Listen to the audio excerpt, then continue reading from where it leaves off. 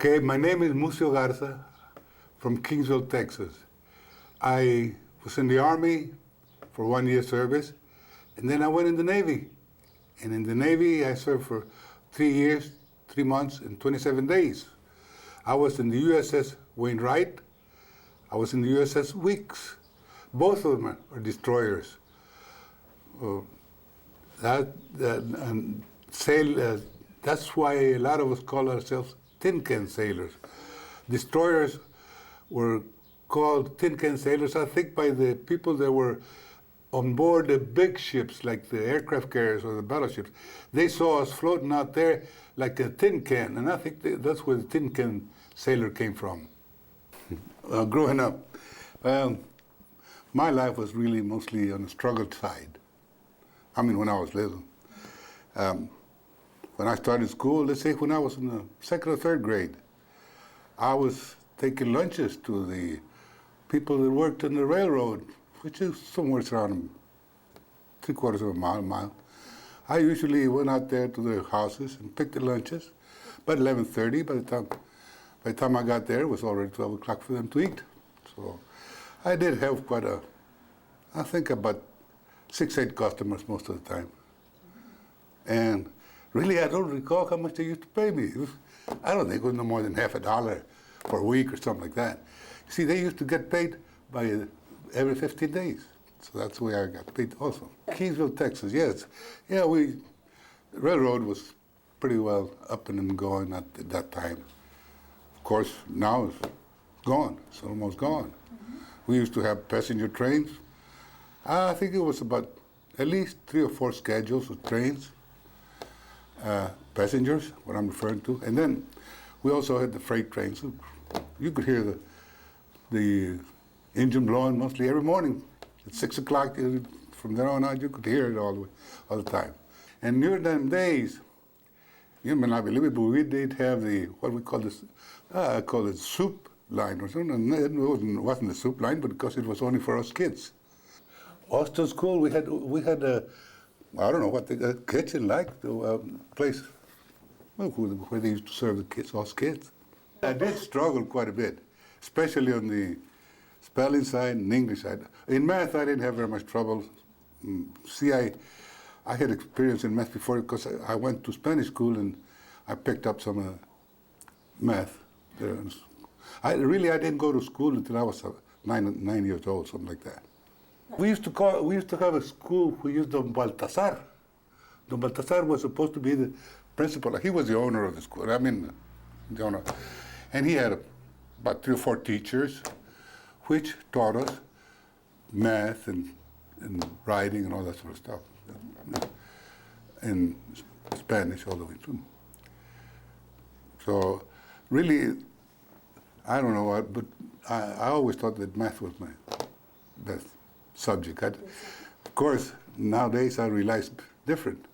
I should have paid more attention to my English and spelling. I don't really remember this, but as I remember, I used to call the Mexican Ward. But when I went to school, it was called the Austin, the Stephen F. Austin School. And really, I started going to school somewhere around 30s, something like that. You see, during my days, you didn't get to go to high school until you were in the 8th grade. You see, we used to graduate from 7th grade to high school. We didn't have middle school during them days. Well, I mean, not in Kingsville anyway. But from 7th grade, you graduated to high school. I don't really know what part of high school that would be.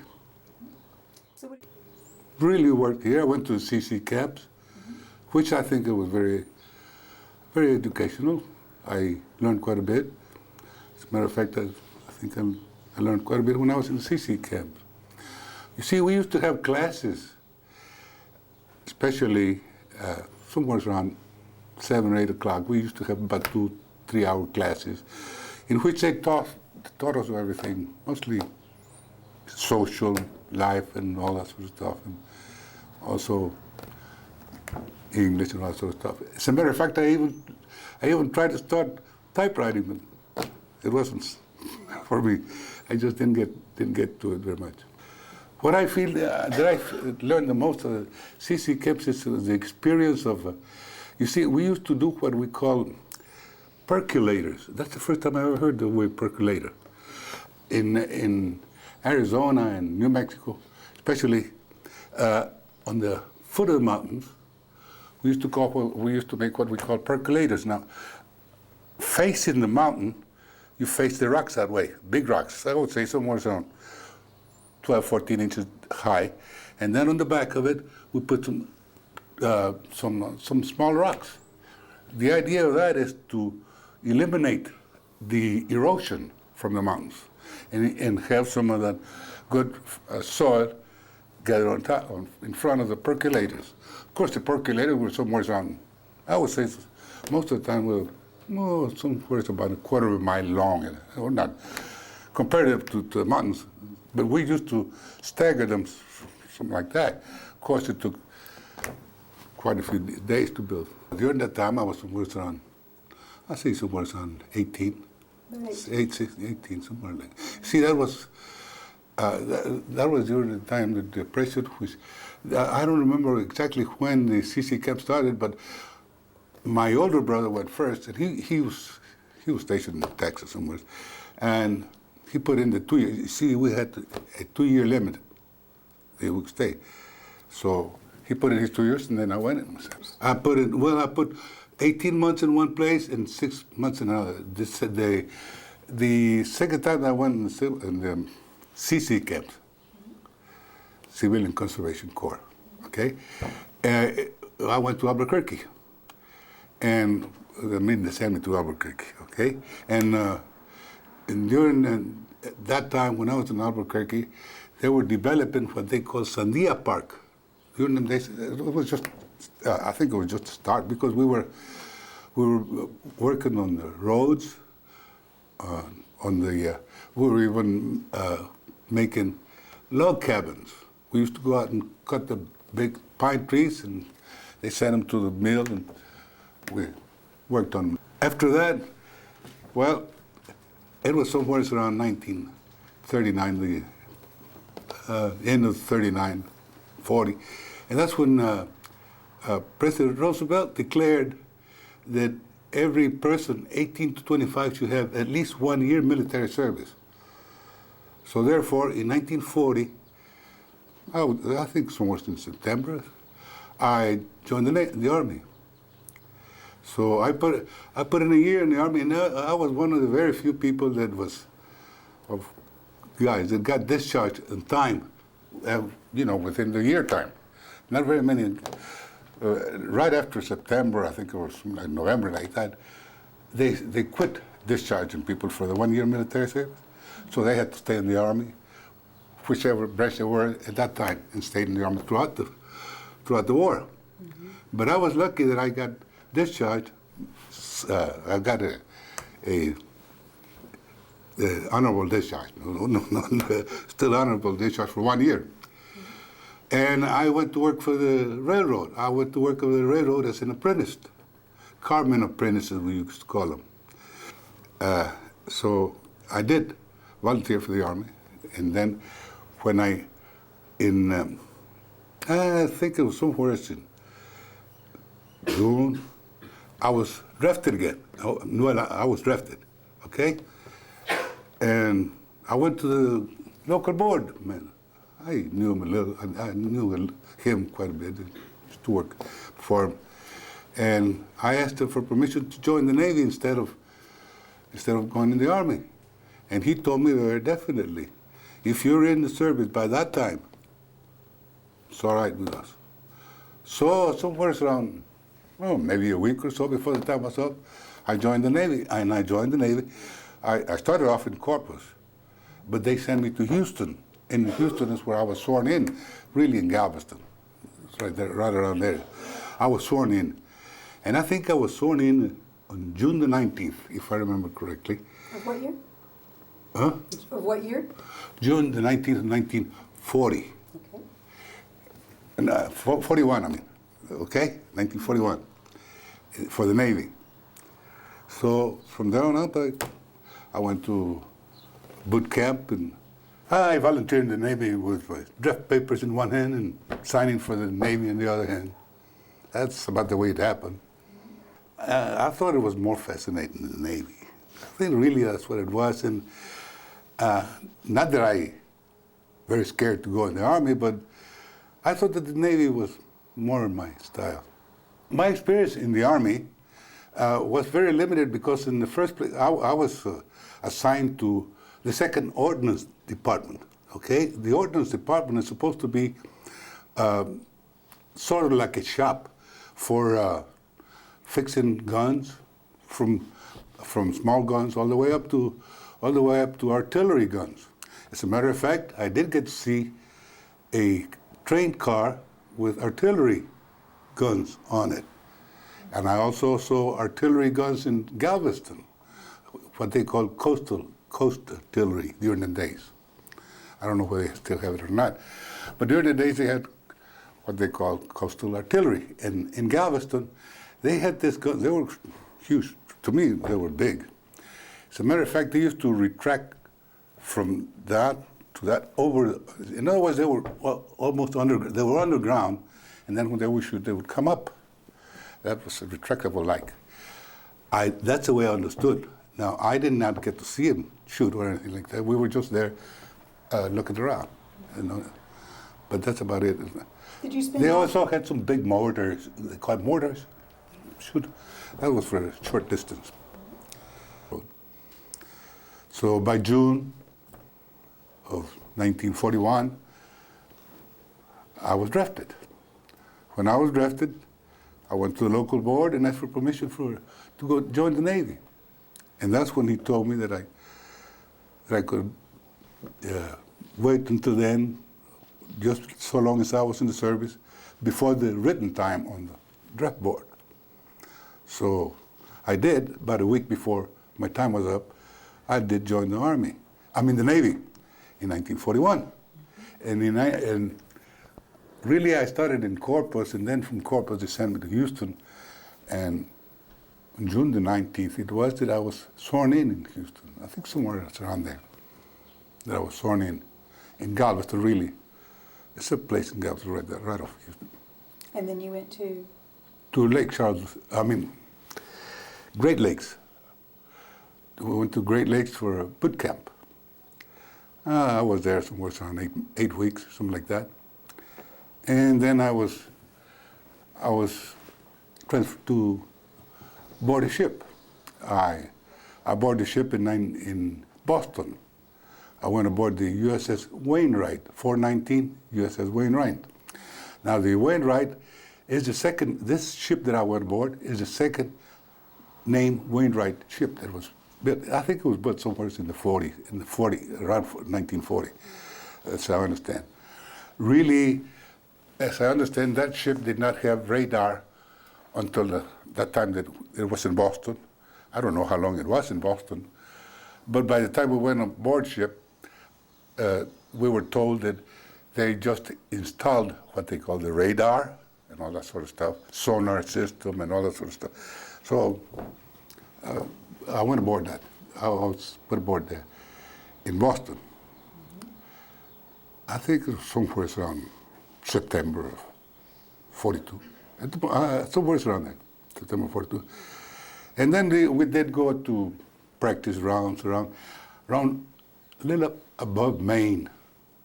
That's where we used to have a practice round. As a matter of fact, I made Liberty in Argentia, I think it's what they called it, this little island or something like that. It was nothing but we just went out there and drank beer, that's about it. And around, I think it was north of Maine, Portland, Maine, North Portland. We used to fire at remote-controlled planes and remote-controlled ships, something like that. In the USS Wainwright, it's got the biggest gun and the biggest artillery it's got, or the biggest power it's got, is a 5-inch gun. Now that's also an anti-aircraft gun. See, now then it comes the 40s, which they came in 4. Most of them we used to call them quad 40s, and also machine guns. That's about. Although the they do have these torpedoes. I think it's a four barrel, 4 tubes. They shoot out of tubes. And I think that's about the power there is. That's all the power there is in a destroyer. Just also they do have what they call depth charges. Okay, these depth charges they can be set to explode. Say I think it's from the least is 50 feet below water, and I think they go all the way down to 300 feet. Okay, and they're 300 pounds. They're 200 pounds and 300 pounds. Now they are either dropped off of the rear end of the fantail, okay? They're either dropped off automatically, and that's mostly remote control from the tower. I don't know whether they did it before they put the radar or not, but that's the way they did it when I was there. They either dropped them off the rear end of the ship, or either they had sort of like this mortar type.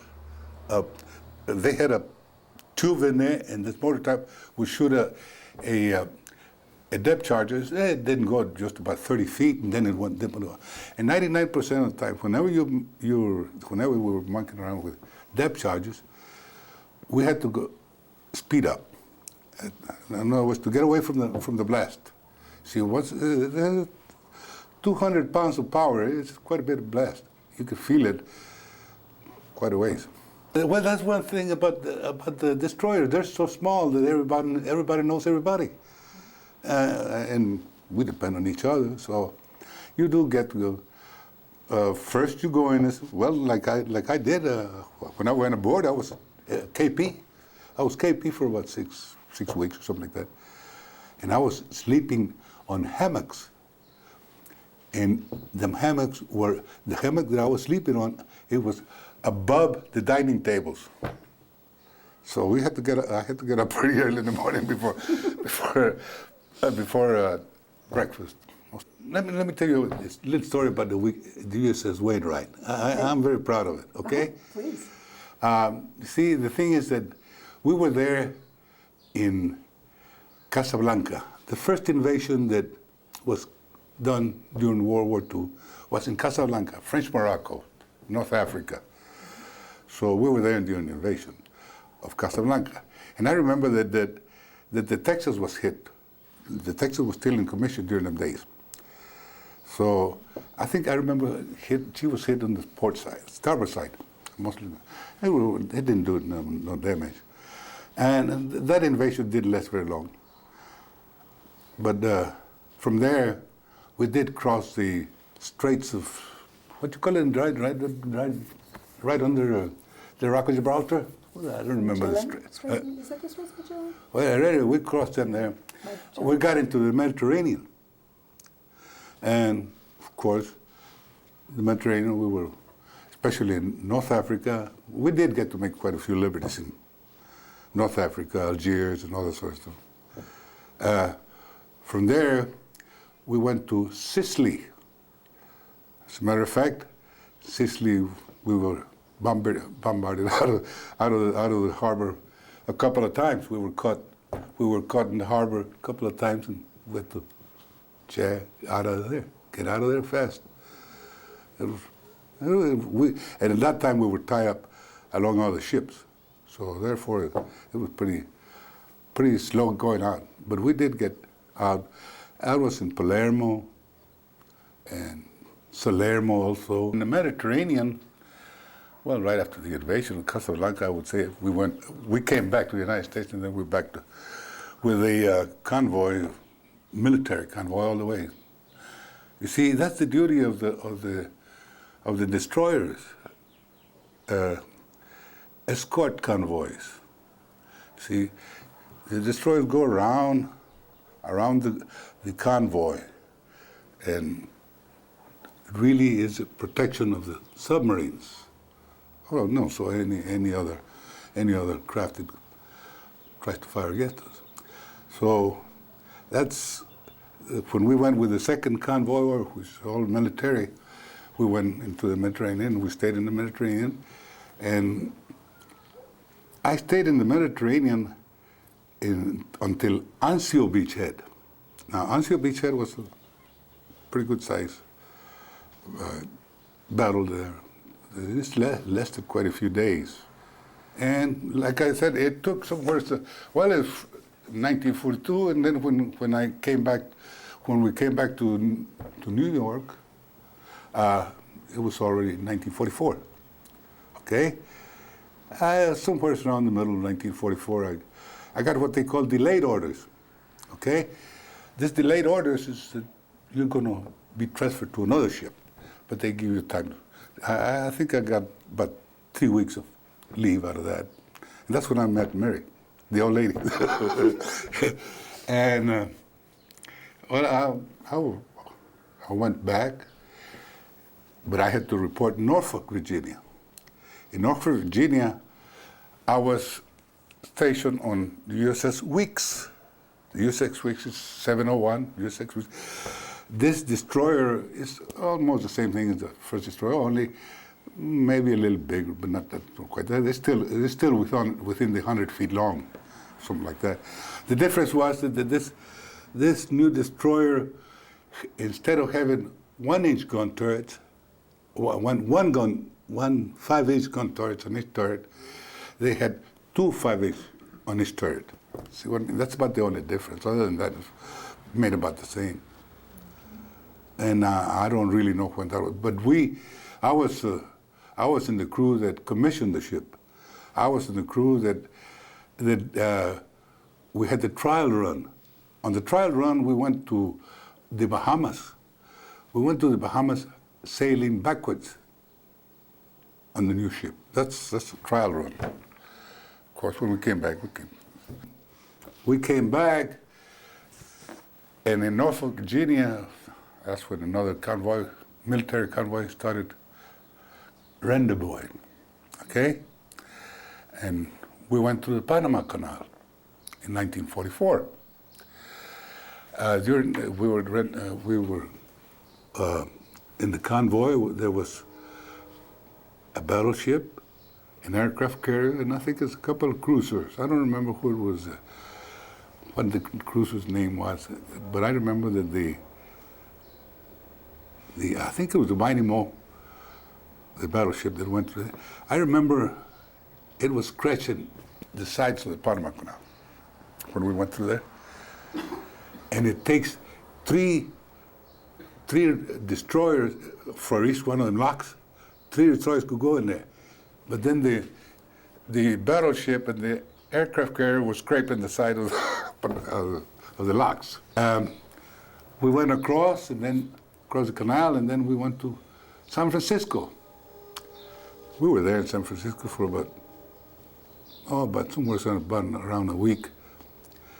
When we were leaving San Francisco, these guys came up with a song. We won't see the Golden Gate until 1948. And that was 1944. They came out with that stuff. So really, I didn't get to see San Francisco again until 1961, where that was on my own. But we went from there to Hawaii. In Hawaii, we stayed there for about a couple of 3 weeks or something like that, no more than that. But we were still under the serious part of the war. That we couldn't have no liberty or anything like that. If we did, it was there in the Hawaiian Islands, which was only about a 4-hour job, which sent daylight, and that was just 1/3 of the crew. So I did make liberty there once, and from there we went to the Philippines. If you remember the saying that MacArthur said, "I shall return." Well, I was there when he returned. I was there. As a matter of fact, I think we were there about a couple of days or a day before he did. See, we bombarded the beach, and I remember distinctly. I've never seen this one before in my life. When we bombarded the ships, the land, I could see the ricochet of the tracer 16-inch guns way out there, way about 12, 14 miles away. The ricochet of the bullets bouncing off the water. You see, they have what they call tracer bullets, and in all kind of, I think it's in all kinds of ammunition, because I know they have them 5-inch and quad 40s, and these tracer bullets is to make you judge the target. So I did get to see some of that, and we were there in the Philippines. Then we went in. It's what they call Lake Leyte. That's where there was a, I think it was a 2-day battle, Navy battle. That was pretty long compared to any Navy battle. And during that time, I did get to see the aircraft carrier USS Franklin got hit by kamikazes. If I remember correctly, I think there were 3 of them. There was one on each side on the hangar deck, and there was one coming in from the rear. But I've heard some other people say there was only 2, or something like that. But one of them did go in the deck, in the hangar deck, and one of them did hit the rear. And it created such a big fire. We did call it the Floating Inferno then. That ship was on fire all over. As a matter of fact, there were sailors jumping off the runway deck. From the fire, and that's another mission of the destroyers, to pick survivors. So we used to pick survivors, and every time we picked a pilot, they used to get a gallon of ice cream or something like that from the aircraft carriers. The aircraft carriers were the only one. Probably the battleships also have all that luxury of having ice cream, something like that. We didn't have nothing but rations and cold cuts and that sort of stuff aboard ship. So that was, we did pick quite a few survivors. Talking about survivors, in the Mediterranean, I did get to see a German surface. I think it was somewhere on 150 to 200 yards. And I think that this captain was crazy about that, shooting a submarine with a 5-inch gun. And he did get that opportunity that time, because it was surfacing. And I mean to tell you, the 5-inch guns were, I was down there. You see, that was my job in the destroyer, in the USS Wainwright. I was picking ammunition from a conveyor belt made out of steel, and you pick the ammunition. It came what we call semi-fixed ammunition. Okay, you pick the projectile, then you pick the powder. So I was stationed right there where the conveyor is, me picking the ammunition and sending it to the other guy. I never did get to see the submarine, but I was told about it afterwards, that we were no more than 150, 200 yards away from it. So, but we did pick some survivors off of that submarine. As a matter of fact, I think we even got to pick the captain off of it. I don't remember. I think it was 18 survivors that we picked off of it. I don't know whether the other destroyers picked any survivors off. You see, we did started with depth charges, I guess we didn't hit them very good, so they did have a chance to surface. I want to talk about that, because that was one of the rare things for me to see a German submarine surface out in battle or something. I didn't get to see that anymore. But that is part of the work for the job for the destroyer, pick survivors and also protect the convoy. The most terrifying was when the aircraft carrier Franklin got hit. She got hit by, I still say, 3 kamikazes. I think it was one from each side on the deck, on the hangar deck, and one from the rear. And I think, and that thing went up in flames. I mean, it was just like a total inferno, a floating inferno out there. I did get to see sailors jump off of the deck, from flight deck, also from the hangar deck. The hangar deck is right below flight deck. You were on another boat and you could see that from a distance? Yes. As a matter of fact, we even helped them try to put the fire out around the aircraft carrier when we were picking up also survivors. You see, the kamikazes, they had a trick. You see, at a convoy, let's put a convoy, and the big ships are on the middle, okay? This is a ship, and this is a ship's idea. They used to fly to create crossfire. In other words, they would fly low, these people would fire them, and we got hit with them, or we fired this at him, and this guy's got it. That was a trick that was a pretty nice trick that they had themselves. Create crossfire, other than the kamikaze type.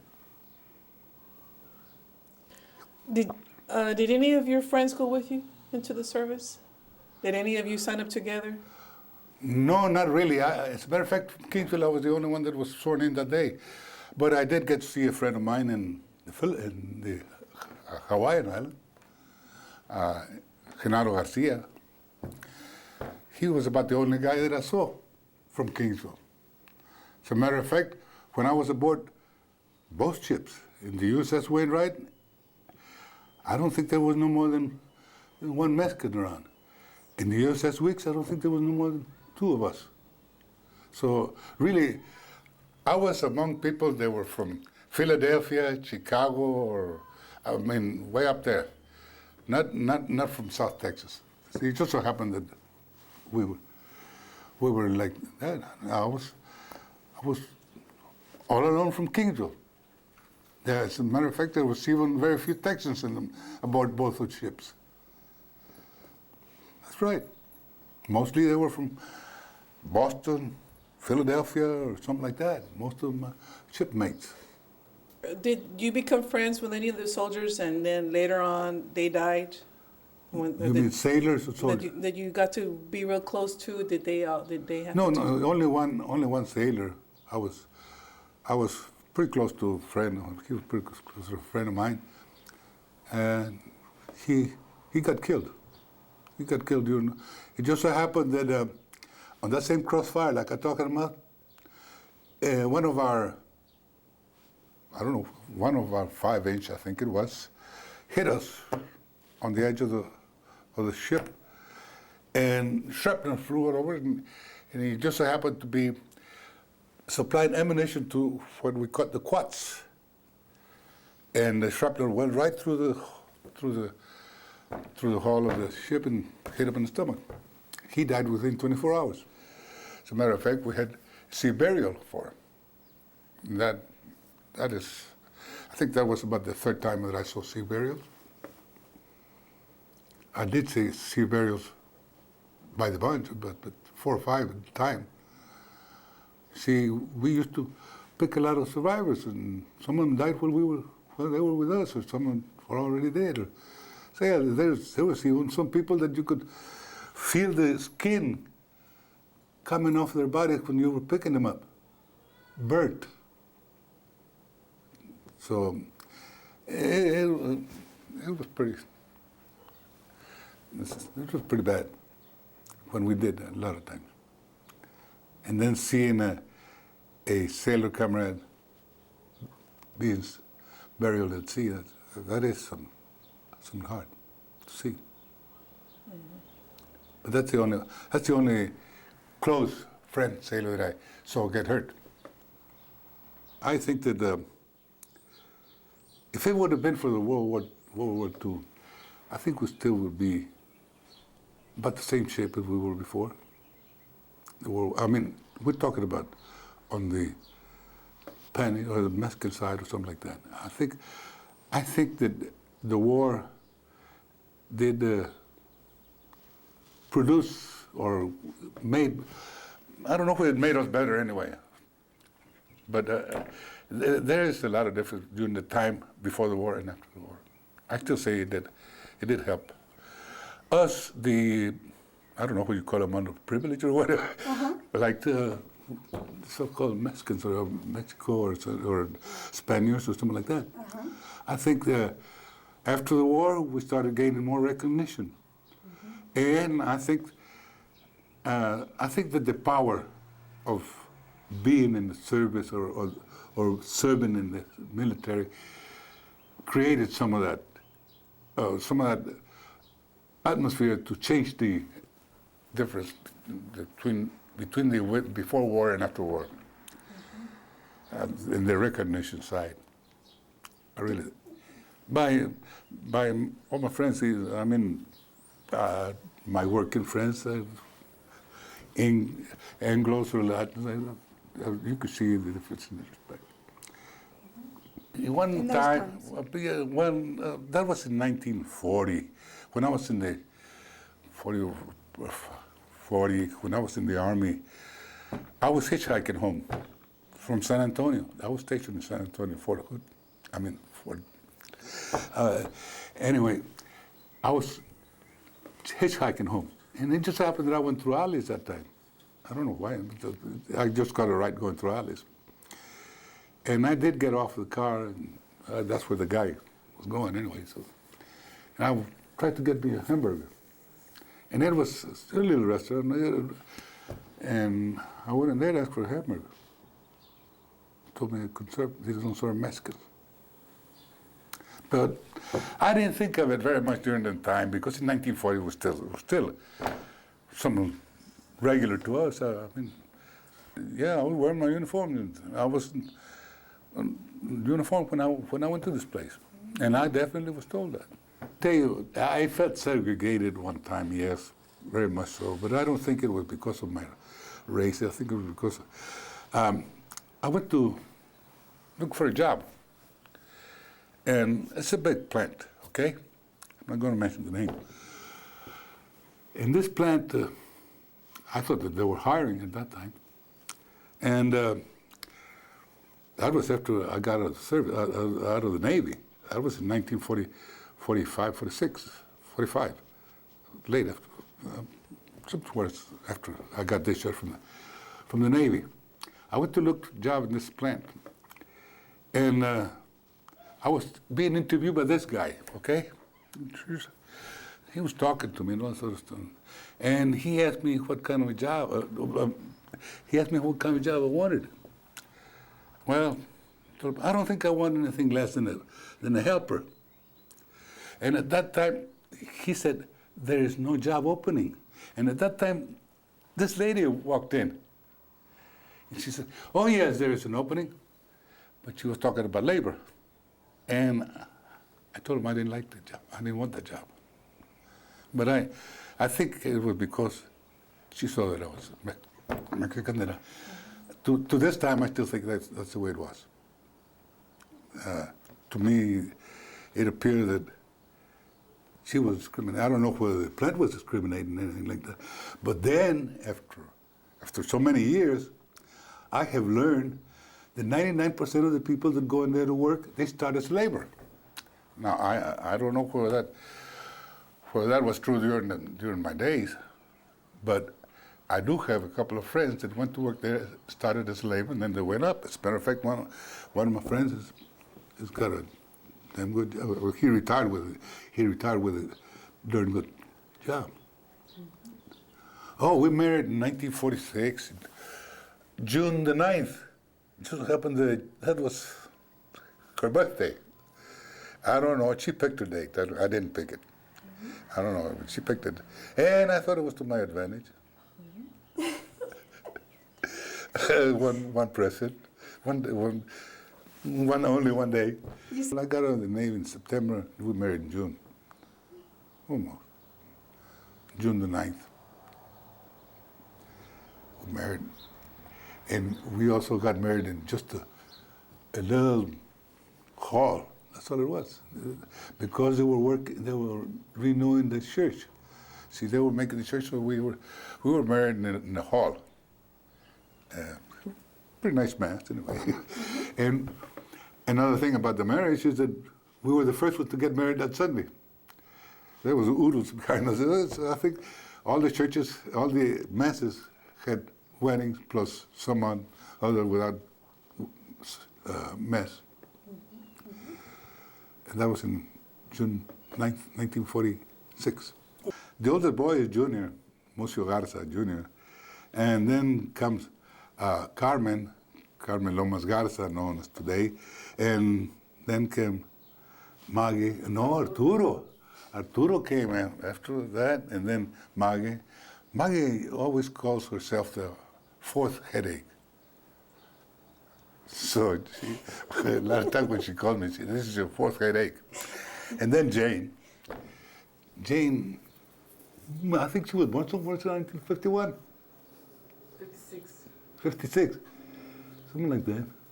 Something like that. I think that my children are better educated than I ever was, or ever been, or ever will be. I don't think I would have made it through high school. I don't think I think I just made it through the 7th grade, barely. As a matter of fact, I didn't even get my report card from the 7th grade. The superintendent saw me out in the street later, even after we got married. I still got your report card from school. And I think that the last days that I put in school was in 1937. I think it was in 1937, something like that. From there, I went CC camp, work here and there. As a matter of fact, I even say that they have more opportunities in the physical playing, or, and all that sort of stuff. During them days, when we were kids, we would play baseball in a 25-foot lots. You just try to 2 base, something like that. If we ever played on a 4 base baseball area, we never did have that little league stuff. I wish we would have had it. We never did have the little league, the pony league, or all that stuff. We never did have it. I was in the GF4 and the Catholic War Veterans, both. We both did work hard enough to accumulate enough money to put out scholarships, especially in the GF4, in the Ladies Auxiliary. They did most of the work. They did get most of the money. When they had this concession stands in the Little League Park, they did very good. As a matter of fact, I think they put out somewhere around 4 or 5 scholarships. I don't think they were very big, but I thought it was a pretty good start. As a matter of fact, one of them was Senator Trump. I think he was the one that got the first scholarship in Kingsville. But not as much as before. You can't have this job because you're a Mexican, or something like that. That was before the war. I don't think you could have done that to an ex-serviceman during the 46 or 48, something like that. As a matter of fact, probably during the war. Of course, the necessity of during the war was there for workers. So you can say that it was pretty well noticeable, but not to the extent as before. So I do think that we did make very good strides after the war. And I don't know whether it was reflected because of the power of being a ex-sailor or a veteran or something like that, or partially we were a little better educated after the war. We learned quite a bit during the war, I think. We veterans did. Of course, a lot of other people also did learn quite a bit and started taking advantages of the opportunities. And there were a lot of more opportunities open after the war for us. I still say, I don't know where, like I said, it might have been the power because of veterans or better educated after the war. I still say that there is quite a bit of improvement to be made yet.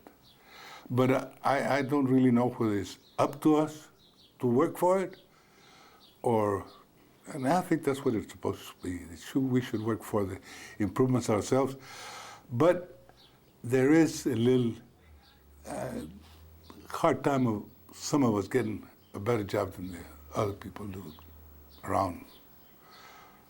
Like I said, maybe because of the education that we don't get it, but these kids nowadays, they're up there with the rest of the crowd. In the education part, lawyers, engineers, all that sort of stuff. Who would have thought a Mexican would be an engineer during them days? I mean, during the 30s or even in the 40s, early 40s. That was something rare. The only lawyer that I remember was Gus Garcia.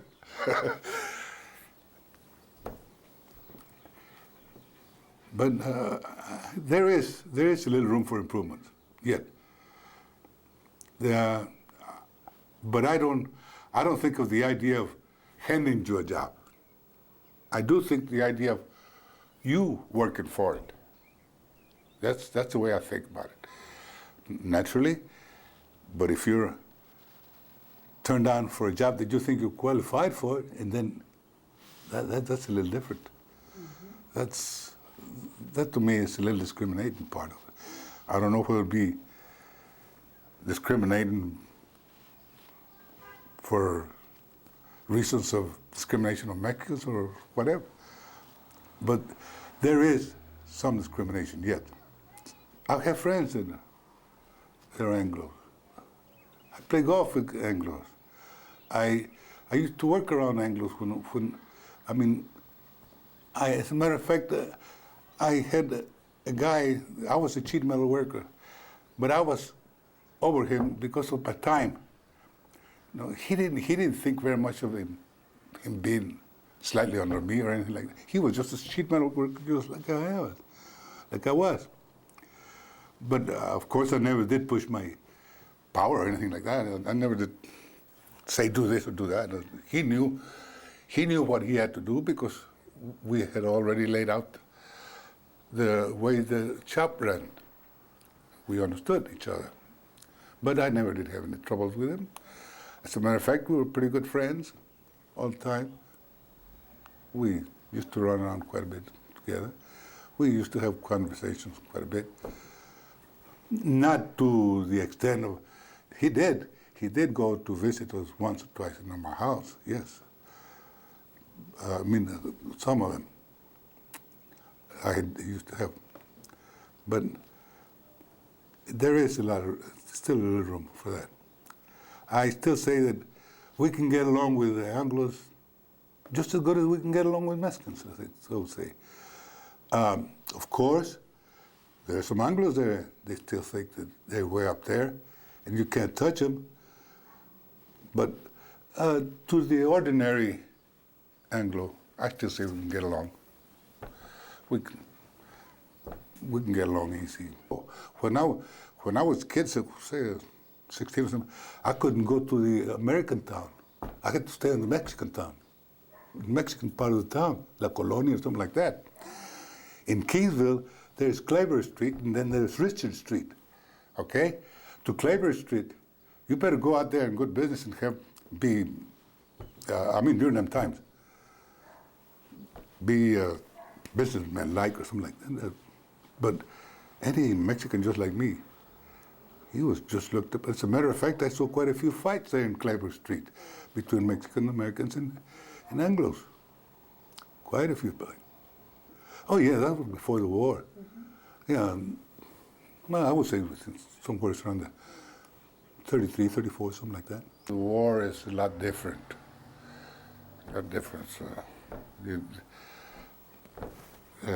I think after the war, I consider it a very much improvement for us after the war.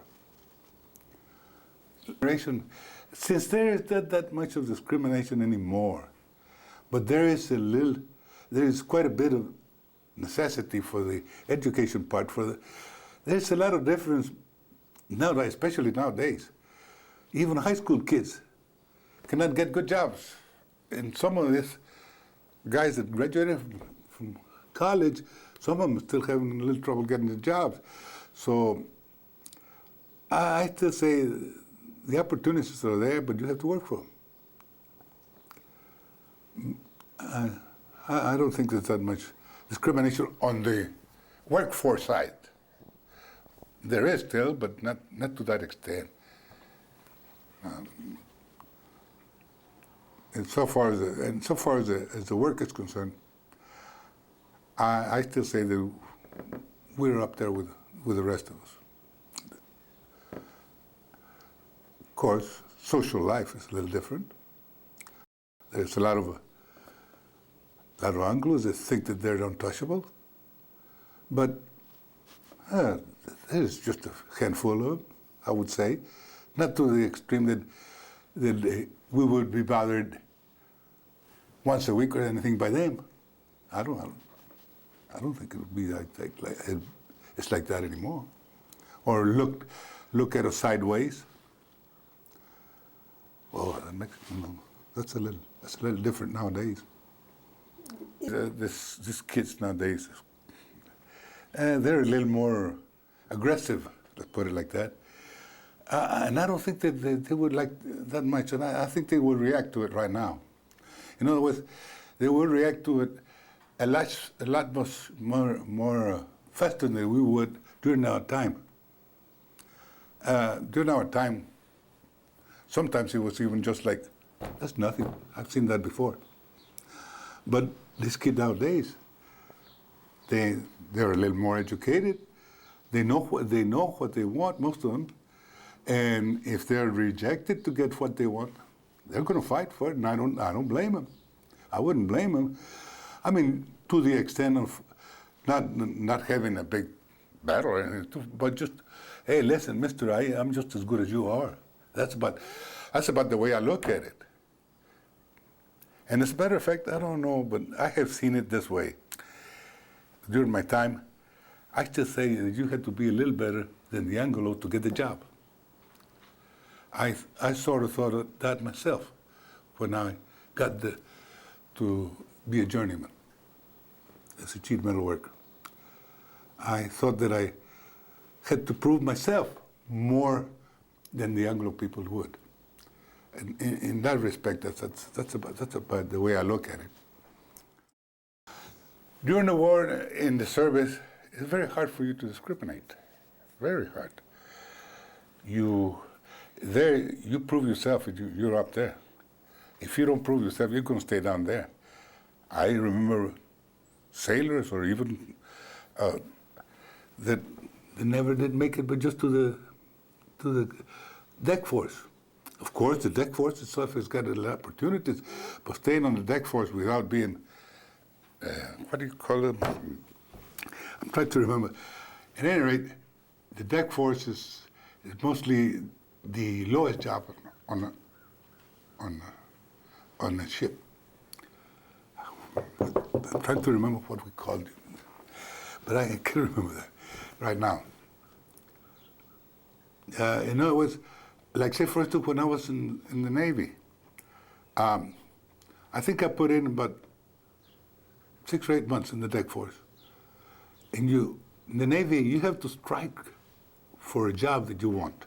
In other words, like I striked to be a ship fitter. I struck to be a ship fitter, and I got the job. I never did get any rating until about a year after, and I made it to third-class ship fitter. That's all I wanted, just get out of. But I wanted to get out of the deck force to go. In ship fitting really was on my style of work, because I have worked with steel before. Not that I knew very much, but about the job, but I did have knowledge of it. At least I knew what a screw was. A lot of people didn't know what. I can tell the difference between a screw and by that time I could tell the difference between a screw and a machine bolt. It's a lot of difference. So I think when I stroked for a ship fitter, that was an improvement for me in that. And I considered, even if I just made third-class ship fitter, I didn't try very much. I just wanted to be there for the rest of the war.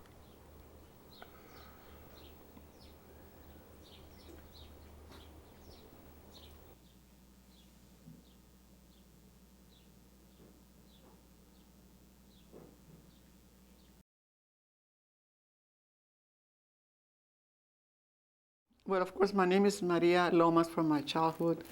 I was born right there in Kingsville, on Ella Street, one of the old part of town. And I was born in June the 9th, 1924, to Antonio Lomas and Elisa Medina. My father, Antonio Lomas, came from Cerralbo, Nuevo León, Mexico. I don't know exactly the year, but it was about 1917 or 15, somewhere around there. Kingsville was born 1904. And my mother, Elisa, was born at the King Ranch, who were the founders of Kingsville. And she was born in 1908 to Lázaro Medina and Maria Horta. Maria, her mother, was born in another ranch in South Texas. And her father, Lázaro, came from Mexico. And his roots are from Spain and French. I don't know exactly the roots of my father, Antonio, but I do know that he was born there in Cerralbo, Nuevo León. Anyway, I was the oldest in the family of 8 children. And it was just me and my other sister as girls, and the rest were boys. It was right after I finished high school, I went to work at the Naval Air Station in Corpus Christi. And before I finished high school, that's when I met my husband, Mucio. He was a sailor. And after he came back in 1945, after the war ended, he also went to work at the Naval Air Station in Corpus. And 1 year later, that's when we got married. I met my husband the year before I finished high school. He came home on a leave, and he was wearing a uniform at the time when he kind of saw me for the first time or tried to follow me coming from the store with groceries. So anyway, he asked permission to speak to me or walk along with me, and I said, well, it's okay. And then after that, our friendship kind of took off, and he went back to the service because he was in the service, so I had to wait until the war ended before he would come home for sure.